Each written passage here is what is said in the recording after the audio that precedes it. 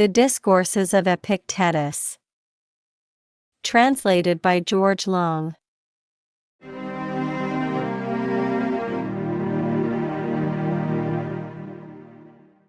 Book 3. Chapter 3. What is the matter on which a good man should be employed, and in what we ought chiefly to practice ourselves?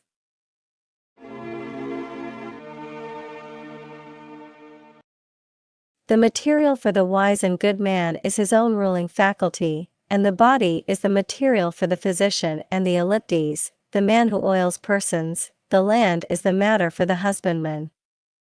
The business of the wise and good man is to use appearances conformably to nature, and as it is the nature of every soul to assent to the truth, to dissent from the false, and to remain in suspense as to that which is uncertain, so it is its nature to be moved towards the desire of the good, and to aversion from the evil. And with respect to that which is neither good nor bad it feels indifferent. For as the money changer, banker, is not allowed to reject Caesar's coin, nor the seller of herbs, but if you show the coin, whether he chooses or not, he must give up what is sold for the coin, so it is also in the matter of the soul. When the good appears, it immediately attracts to itself, the evil repels from itself. But the soul will never reject the manifest appearance of the good, any more than persons will reject Caesar's coin. On this principle depends every movement both of man and God.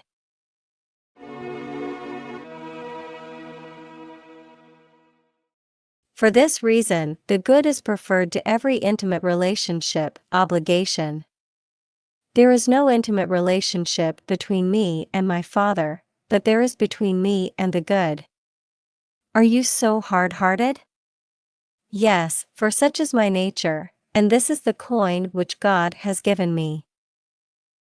For this reason, if the good is something different from the beautiful and the just, both father is gone, neglected, and brother and country, and everything. But shall I overlook my own good, in order that you may have it, and shall I give it up to you? Why? I am your father. But you are not my good. I am your brother. But you are not my good. But if we place the good in a right determination of the will, the very observance of the relations of life is good, and accordingly he who gives up any external things, obtains that which is good. Your father takes away your property, but he does not injure you. Your brother will have the greater part of the estate in land. Let him have as much as he chooses.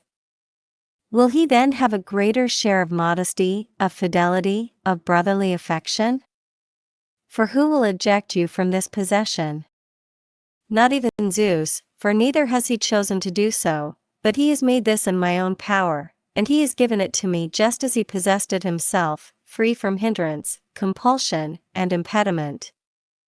When then the coin which another uses is a different coin, if a man presents this coin, he receives that which is sold for it. Suppose that there comes into the province a thievish proconsul, what coin does he use? Silver coin. Show it to him, and carry off what you please. Suppose one comes who is an adulterer, what coin does he use? Little girls.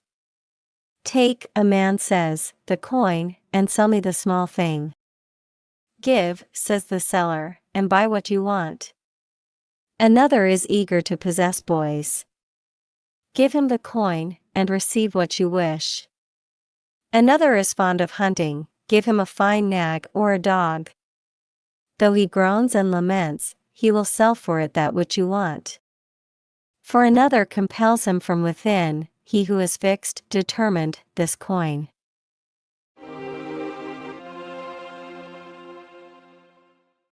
Against, or with respect to, this kind of thing chiefly a man should exercise himself. As soon as you go out in the morning, examine every man whom you see, every man whom you hear, answer as to a question, what have you seen? A handsome man or woman? Apply the rule. Is this independent of the will, or dependent? Independent. Take it away. What have you seen? A man lamenting over the death of a child. Apply the rule. Death is a thing independent of the will. Take it away. Has the proconsul met you? Apply the rule. What kind of thing is a proconsul's office? Independent of the will, or dependent on it? Independent. Take this away also. It does not stand examination. Cast it away, it is nothing to you.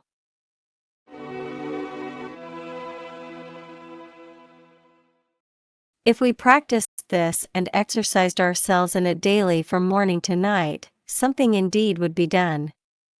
But now we are forthwith caught half asleep by every appearance, and it is only, if ever, that in the school we are roused a little. Then when we go out, if we see a man lamenting, we say, he is undone. If we see a consul, we say, he is happy. If we see an exiled man, we say, he is miserable. If we see a poor man, we say, he is wretched, he has nothing to eat.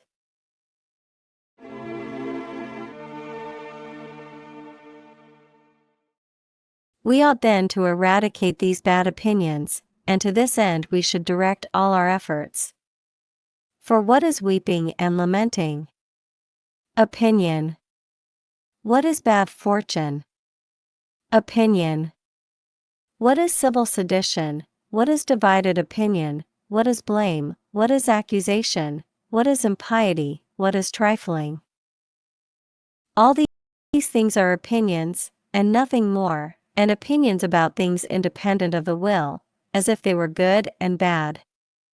Let a man transfer these opinions to things dependent on the will, and I engage for him that he will be firm and constant, whatever may be the state of things around him. Such as is a dish of water, such is the soul. Such as is the ray of light which falls on the water, such are the appearances. When the water is moved, the ray also seems to be moved, yet it is not moved. And when then a man is seized with giddiness, it is not the arts and the virtues which are confounded, but the spirit, the nervous power, on which they are impressed. But if the spirit be restored to its settled state, those things also are restored.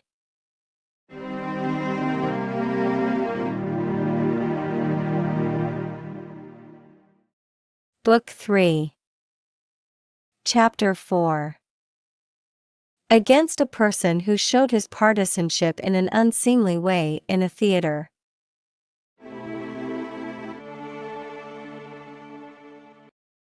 The governor of Epirus, having shown his favor to an actor in an unseemly way and being publicly blamed on this account, and afterwards having reported to Epictetus that he was blamed and that he was vexed at those who blamed him, Epictetus said, "What harm have they been doing?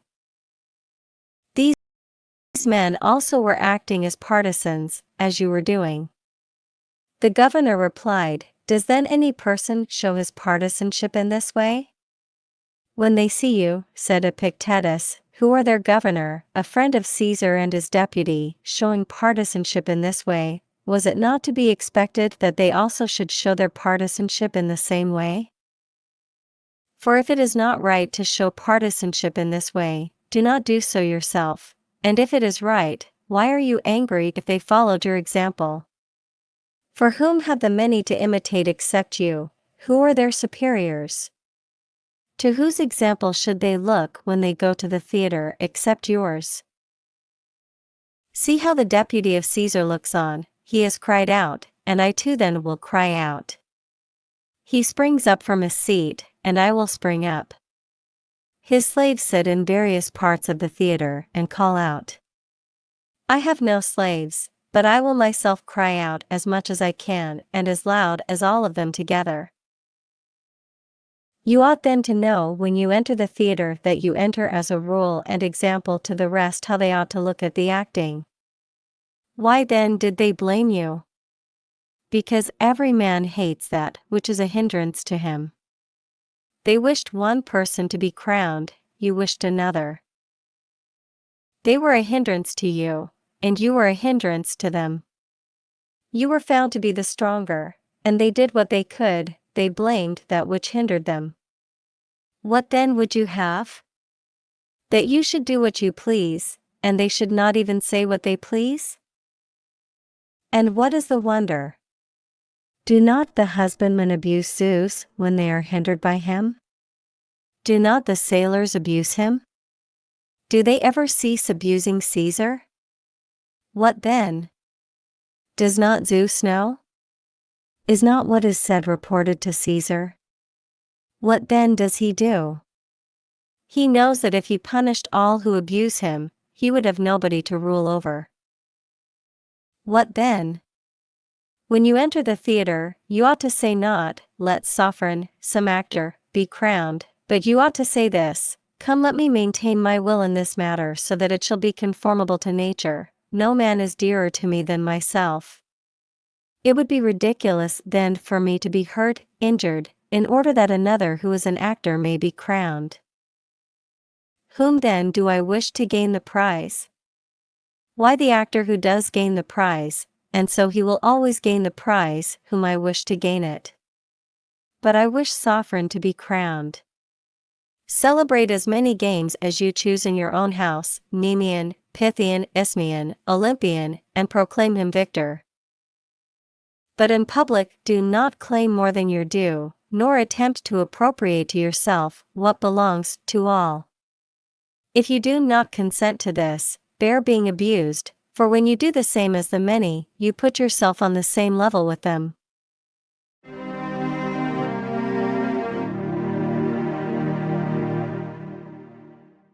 Book 3. Chapter 5. Against those who on account of sickness go away home.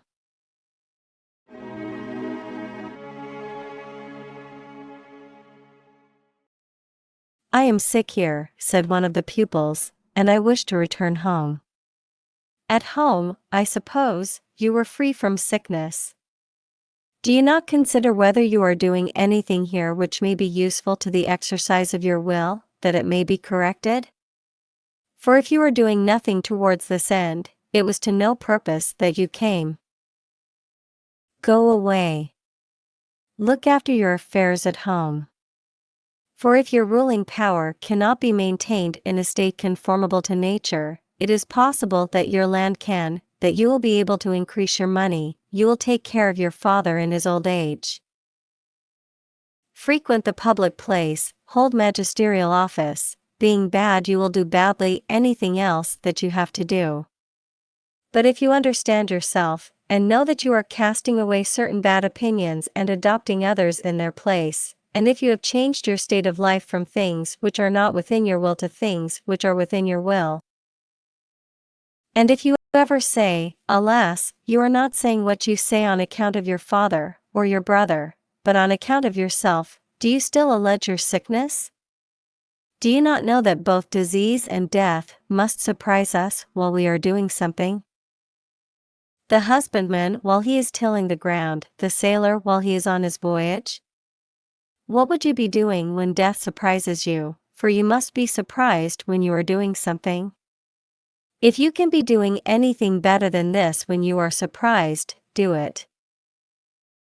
For I wish to be surprised by disease or death when I am looking after nothing else than my own will, that I may be free from perturbation, that I may be free from hindrance, free from compulsion, and in a state of liberty.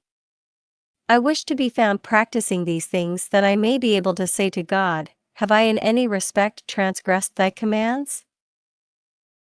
Have I in any respect wrongly used the powers which thou gavest me? Have I misused my perceptions or my preconceptions, prolepsisi? Have I ever blamed thee? Have I ever found fault with thy administration? I have been sick, because it was thy will, and so have others, but I was content to be sick. I have been poor because it was thy will, but I was content also. I have not filled a magisterial office, because it was not thy pleasure that I should, I have never desired it. Hast thou ever seen me for this reason discontented? Have I not always approached thee with a cheerful countenance, ready to do thy commands and to obey thy signals? Is it now thy will that I should depart from the assemblage of men? I depart.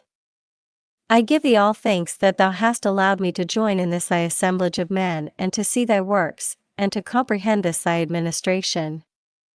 May death surprise me while I am thinking of these things, while I am thus writing and reading.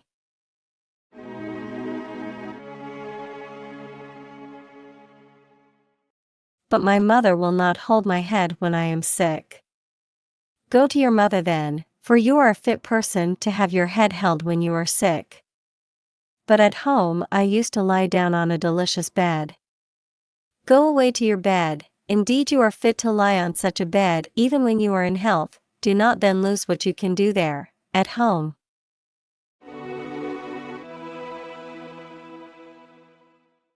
But what does Socrates say?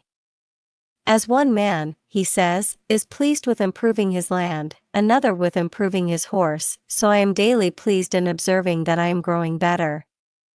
Better in what? In using nice little words? Man, do not say that. In little matters of speculation, theoremata? What are you saying? And indeed, I do not see what else there is on which philosophers employ their time. Does it seem nothing to you to have never found fault with any person, neither with God nor man? To have blamed nobody? To carry the same face always in going out and coming in? This is what Socrates knew, and yet he never said that he knew anything or taught anything. But if any man asked for nice little words or little speculations, he would carry him to Protagoras or to Hippias, and if any man came to ask for potterbs, he would carry him to the gardener. Who then among you has this purpose, motive to action? For if indeed you had it, you would both be content in sickness, and in hunger, and in death. If any among you has been in love with a charming girl, he knows that I say what is true.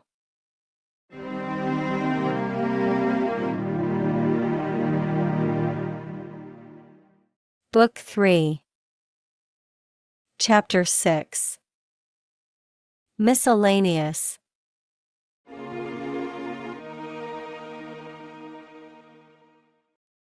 When some person asked him how it happened that since reason has been more cultivated by the men of the present age, the progress made in former times was greater.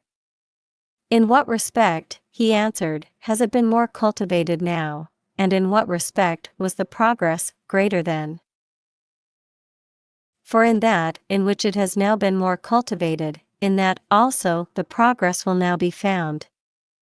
At present it has been cultivated for the purpose of resolving syllogisms, and progress is made. But in former times it was cultivated for the purpose of maintaining the governing faculty in a condition conformable to nature, and progress was made. Do not then mix things which are different, and do not expect, when you are laboring at one thing, to make progress in another. But see if any man among us when he is intent upon this, the keeping himself in a state conformable to nature and living so always, does not make progress. For you will not find such a man.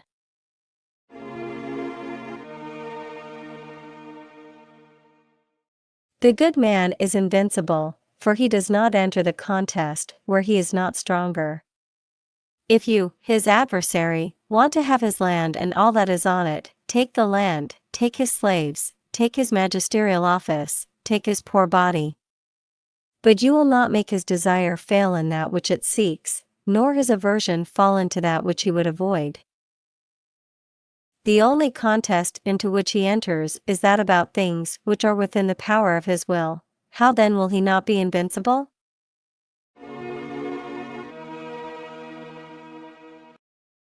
Some person having asked him what is common sense, Epictetus replied, as that may be called a certain common hearing which only distinguishes vocal sounds, and that which distinguishes musical sounds is not common, but artificial, so there are certain things which men who are not altogether perverted, by the common notions which all possess. Such a constitution of the mind is named common sense.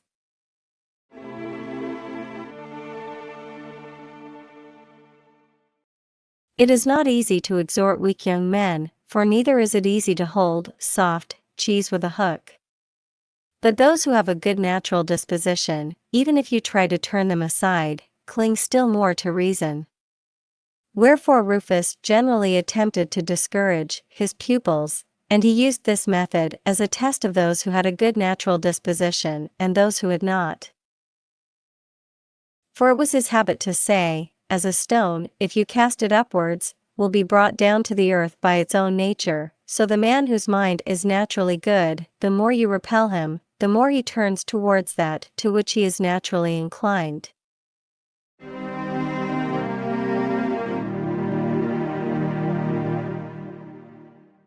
Book 3. Chapter 7. To the administrator of the free cities who was an Epicurean.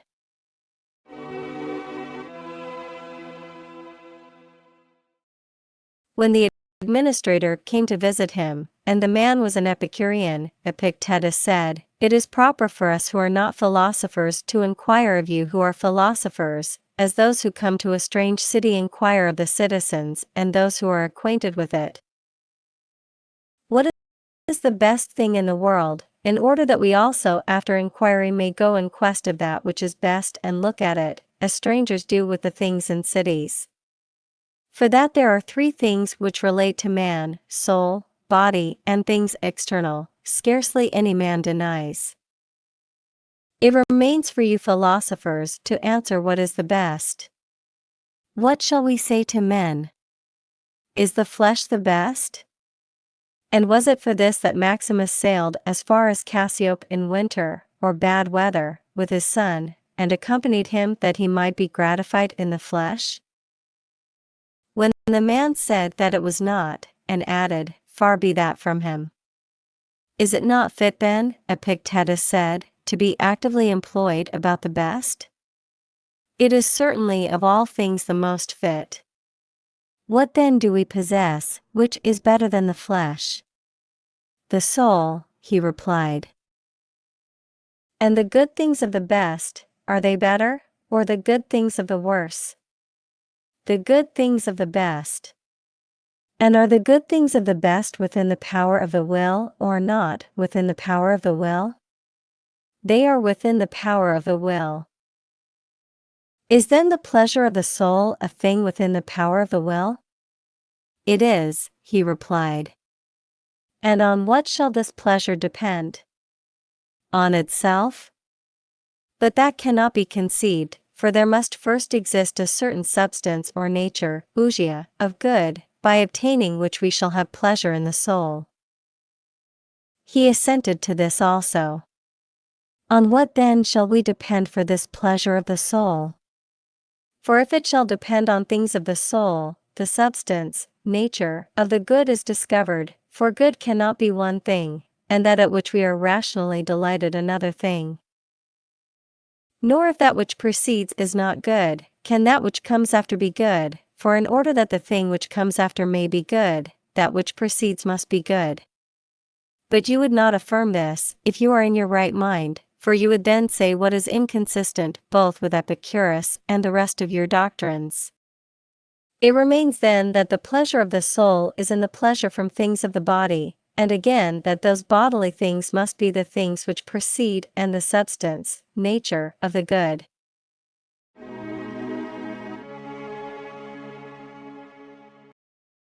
For this reason Maximus acted foolishly if he made the voyage for any other reason than for the sake of the flesh, that is, for the sake of the best. And also a man acts foolishly if he abstains from that which belongs to others, when he is a judge, dicastes, and able to take it. But, if you please, let us consider this only, how this thing may be done secretly, and safely, and so that no man will know it. For not even does Epicurus himself declare stealing to be bad, but he admits that detection is, and because it is impossible to have security against detection. For this reason he says, "Do not steal." But I say to you that if stealing is done cleverly and cautiously, we shall not be detected. Further also we have powerful friends in Rome, both men and women, and the Hellenes, Greeks, are weak, and no man will venture to go up to Rome for the purpose of complaining. Why do you refrain from your own good? This is senseless, foolish. But even if you tell me that you do refrain, I will not believe you. For as it is impossible to assent to that which appears false, and to turn away from that which is true, so it is impossible to abstain from that which appears good. But wealth is a good thing, and certainly most efficient in producing pleasure. Why will you not acquire wealth? And why should we not corrupt our neighbor's wife, if we can do it without detection? And if the husband foolishly prates about the matter, why not pitch him out of the house? If you would be a philosopher such as you ought to be, if a perfect philosopher, if consistent with your own doctrines, you must act thus. If you would not, you will not differ at all from us who are called Stoics, for we also say one thing, but we do another. We talk of the things which are beautiful, good, but we do what is base. But you will be perverse in the contrary way, teaching what is bad, practicing what is good.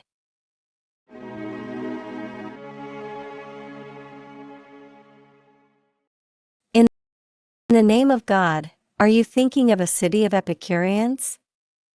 One man says, "I do not marry." Nor I, for a man ought not to marry, nor ought we to beget children, nor engage in public matters. What then will happen? Whence will the citizens come? Who will bring them up? Who will be governor of the youth, who preside over gymnastic exercises? And in what also will the teacher instruct them? Will he teach them what the Lacedaemonians were taught, or what the Athenians were taught? Come, take a young man, bring him up according to your doctrines. The doctrines are bad, subversive of a state, pernicious to families, and not becoming to women. Dismiss them, man.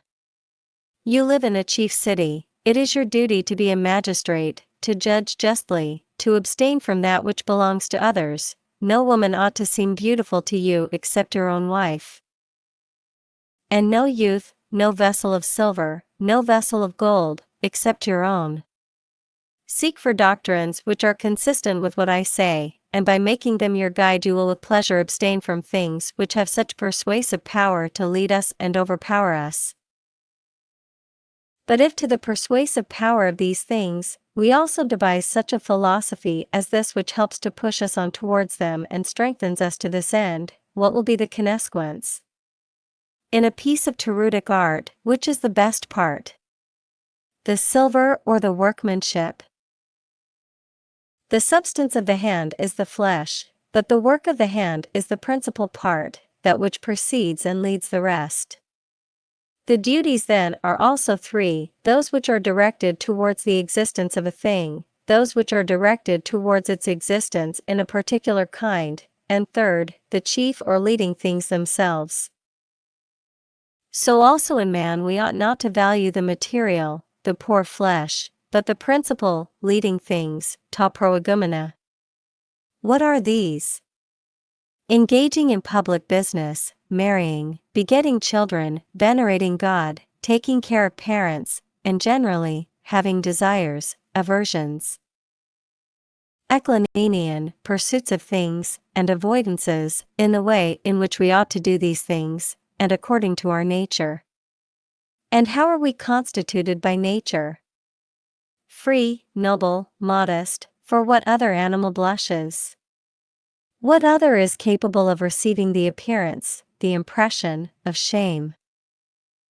And we are so constituted by nature as to subject pleasure to these things, as a minister, a servant, in order that it may call forth our activity, in order that it may keep us constant in acts which are conformable to nature.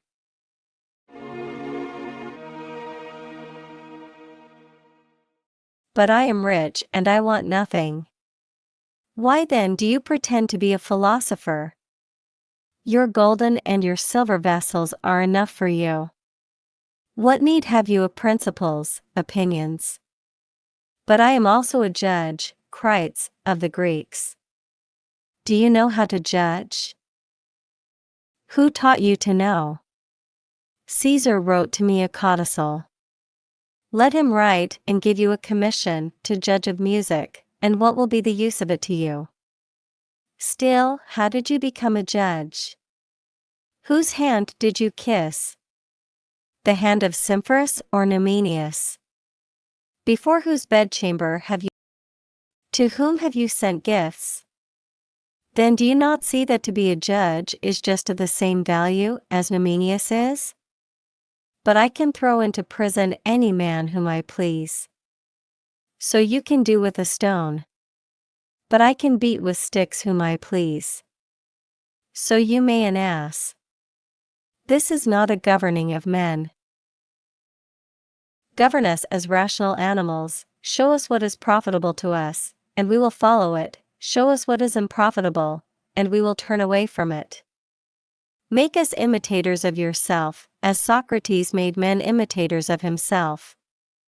For he was like a governor of men, who made them subject to him their desires, their aversion, their movements towards an object and their turning away from it. Do this, do not do this, if you do not obey, I will throw you into prison. This is not governing men like rational animals. But I say, as Zeus has ordained, so act. If you do not act so, you will feel the penalty, you will be punished. What will be the punishment? Nothing else than not having done your duty. You will lose the character of fidelity, modesty, propriety. Do not look for greater penalties than these.